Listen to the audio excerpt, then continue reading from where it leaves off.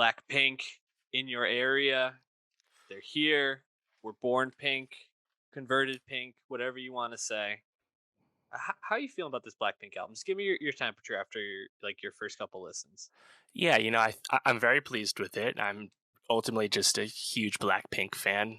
Look at my Instagram, discover it's just Jenny and Jisoo and Lisa and Rose everywhere. I just get served Blackpink shit because I keep watching and looking at it. I just woke up in the mirror one day. I was like, I'm just like a genuine like Blink. I'm just a huge fan of this group, and I really enjoy just following them. And that's what makes getting an album like Born Pink so exciting, but also so um, frustrating because once again, it's such a short, succinct listen.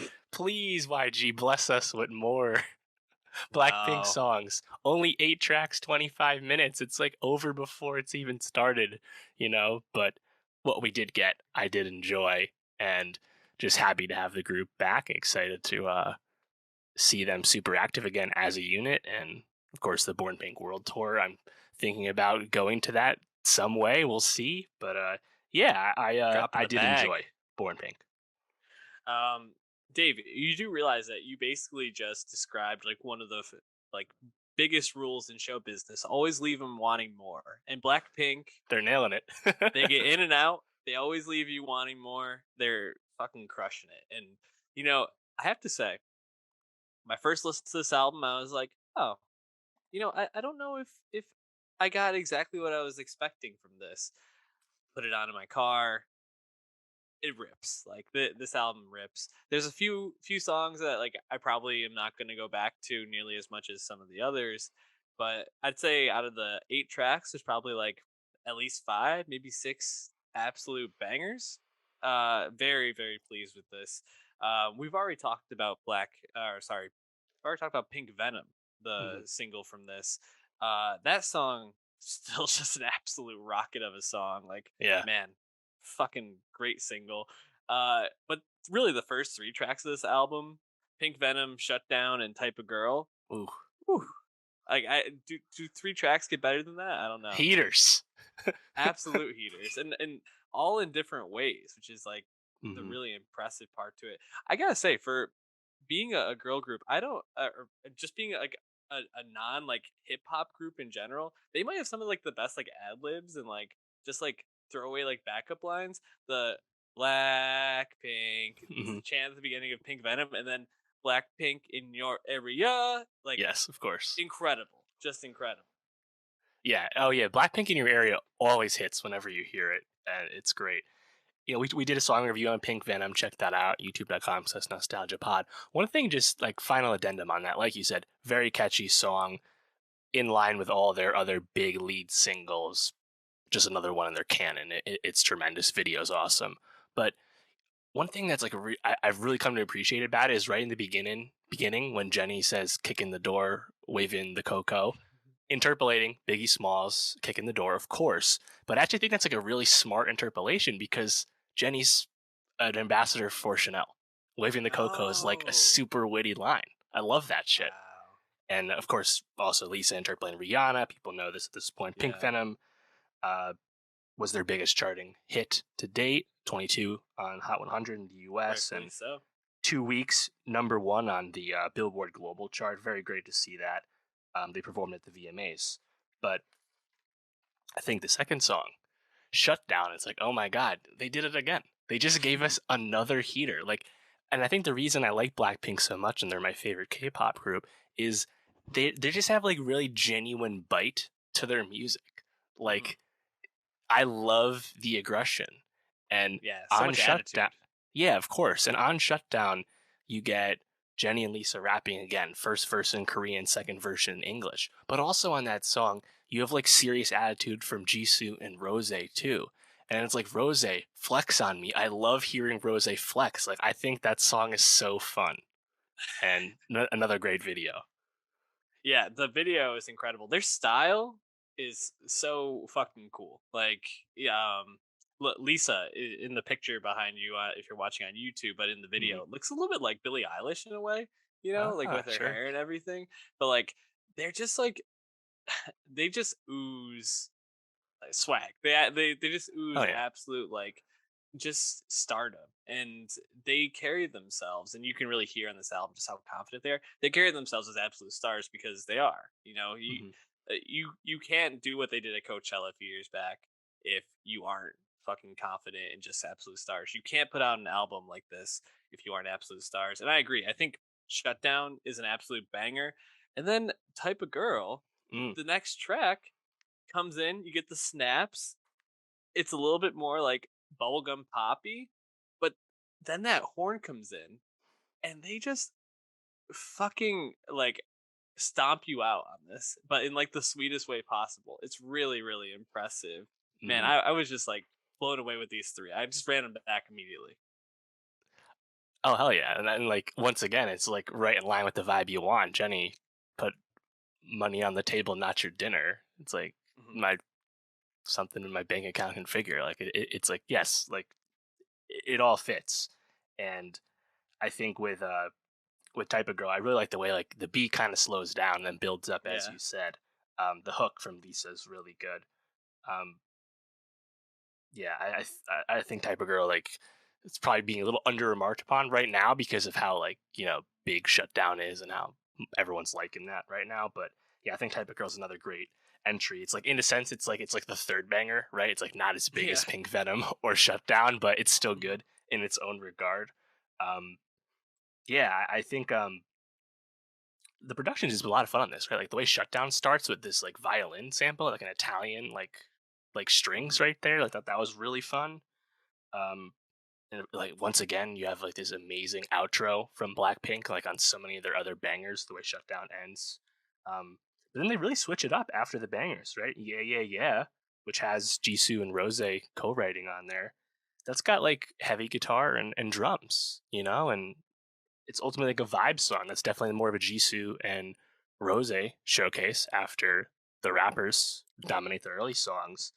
But I think that one's kind of interesting because it's like a much more understated song where it's really more about those sung verses and the hook is very Mhm. short and it's almost like letting the beat play for the remainder of the chorus. Yeah. Yeah, yeah, yeah.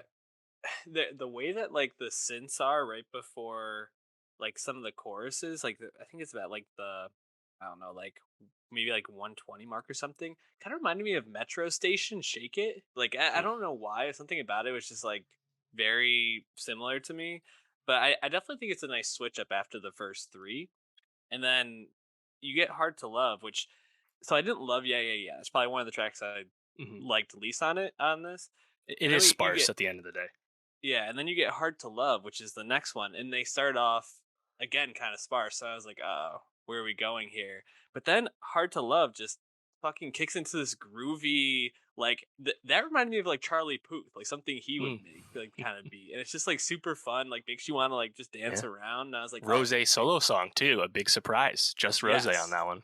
and she crushes it, dude. I think she's so great vocally on it and just like Mhm. gives such a nice performance. And then it also is kind of nice to have a switch up where it's just one artist on this. And I think that's great Yeah. that they, as a group, are like allowing each other to do that. Like, not everybody has to be on every song, or not everybody has to like, like share a track.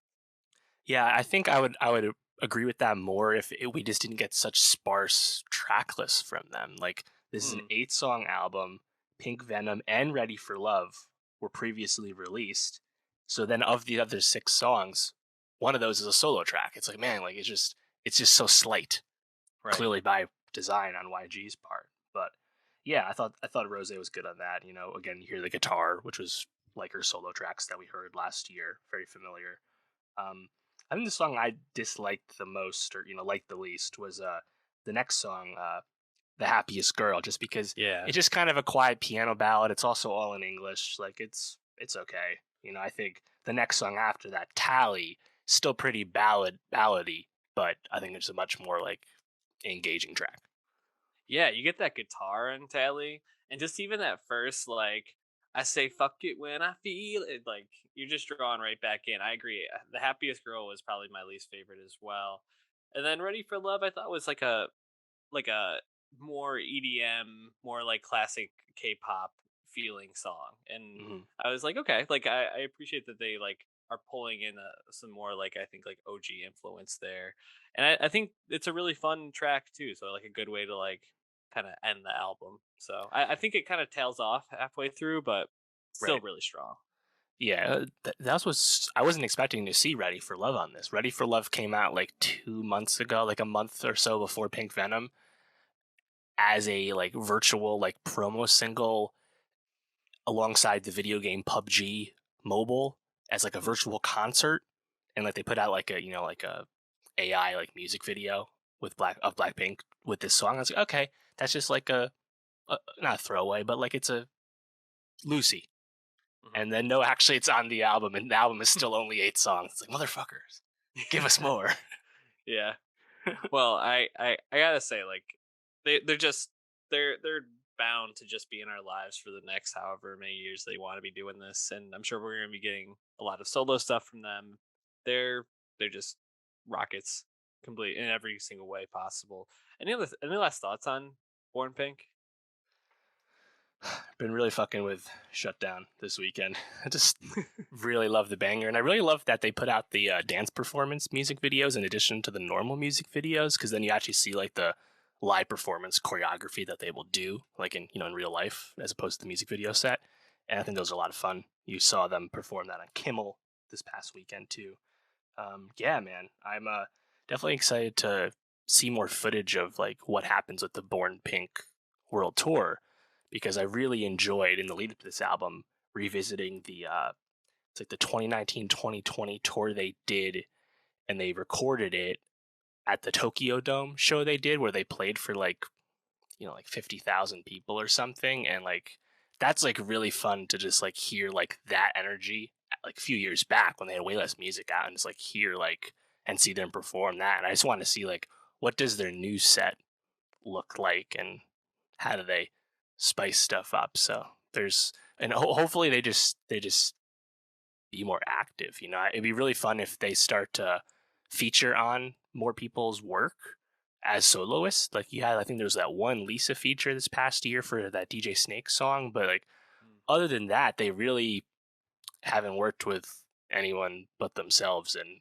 except for a few like other K-pop exceptions. So like it would be cool to hear them kind of like get let loose in the solo sense, and like because like Jenny and Lisa in particular are so famous. They're both like the 50 top 50 most followed Instagram accounts. Like they are gigantic people, Mhm. and when you have people like Taylor Swift expressing their fandom for them, like you should like let them shine a little bit and work with some other people. Like you look at the track list, you look at the producer credits, and it's like Blackpink album. It's still very much a YG in-house affair. Led by Teddy Park. So the possibility of Blackpink getting to work, across the pond a little bit more would be pretty cool too. But even if they don't, I'm still really loving what they're up to right now.